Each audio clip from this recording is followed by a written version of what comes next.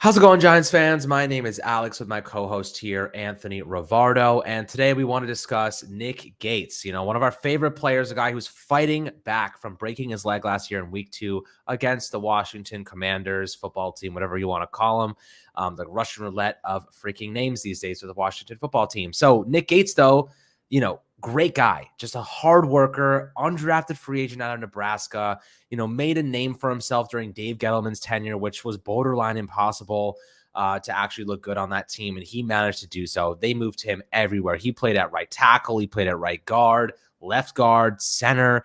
But I think he really, really played well at center in 2020. Over 1,014 snaps, didn't give up a single sack, only 16 pressures, did have 8 penalties, which is a lot.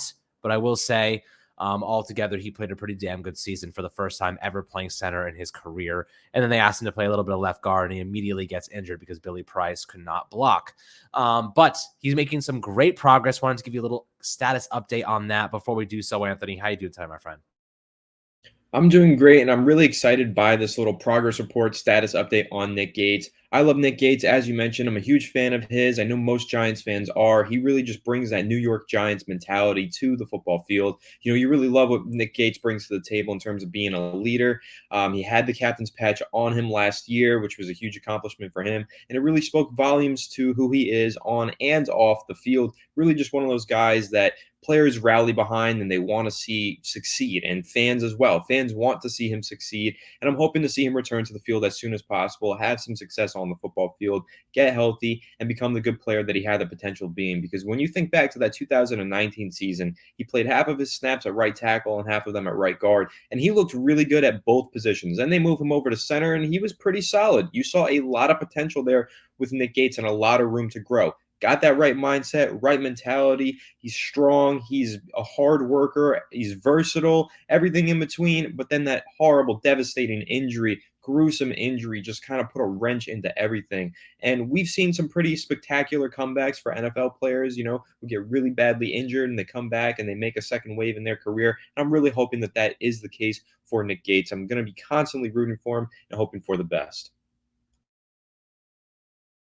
Yeah, I mean, look, he's a legit starter when healthy. The question is, coming off an injury that significant, what can we really expect from him? Probably not a lot, but I will say this.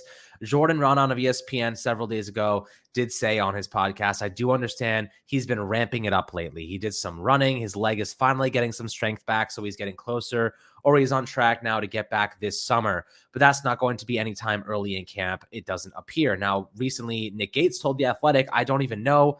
It's hard to tell. It's slow. I don't know if I'll definitely be able to play again, but that's my goal. I want to. He seems to be running around, doing some really good stuff and ramping up and getting that leg stronger again. And if he's able to run on it, if he's able to put pressure and weight on it, I imagine he'll be able to play on it one day, unless, they're just really concerned about it. Like the healing process and the healing progress he's made is just not up to what they hoped. It's impossible to tell how strong the leg is, but I will say this. Bone tends to heal a lot stronger than ligaments do.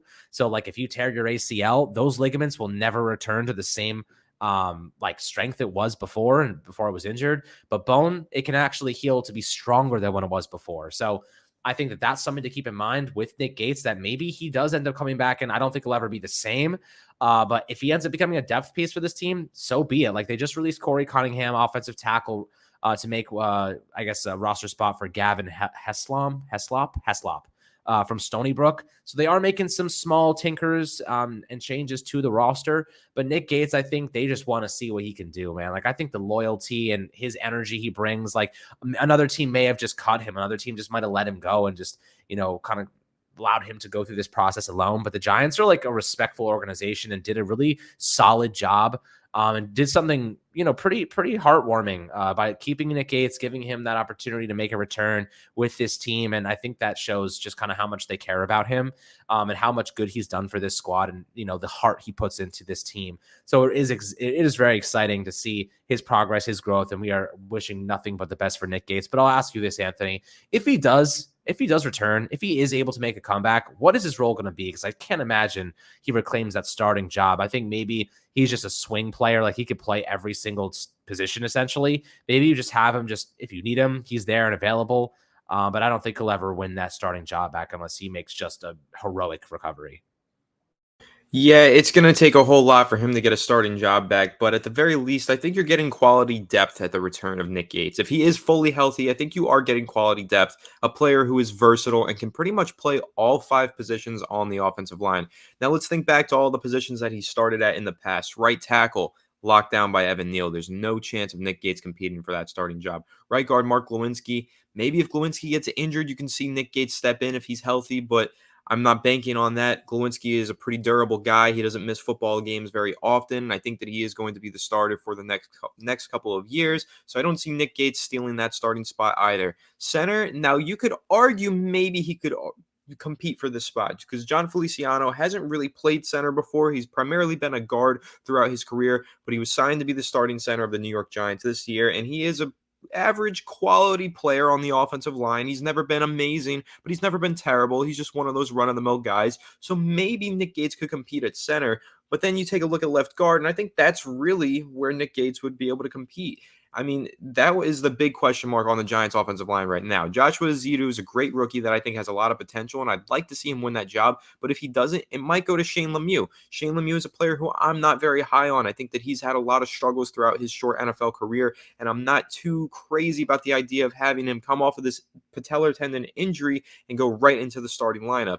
Nick Gates, not crazy about him coming off of this significant injury and going right into the starting lineup either, but I'm talking about long term. If he's going to compete maybe in the later half of the year, if there's a struggle at left guard, Nick Gates could potentially compete to get that position. Then, of course, with left tackle, Andrew Thomas is locking that down. He doesn't have a position, he doesn't have a way to start at that position either. But the other positions on the offensive line, he can play all of them if he needs to. In a pinch, if there is an injury at left guard, center, right guard, or either of the tackle spots, really, Nick Gates can step in and give you some quality snaps if he's healthy. I'm hoping that he is healthy at some point this season because having a guy like that can play anywhere on the offensive line as a backup player, quality depth like that, that is super important. And that is pretty rare to find a guy that has that ability. Now, you also mentioned as a swing player, maybe as a jumbo tight end, that extra tackle that lines up next to the right tackle. I could also see him fulfilling that role as well because Nick Gates is pretty athletic for an interior offensive lineman. He had a lot of athleticism, and that's really what you want when you're being a swing tackle over there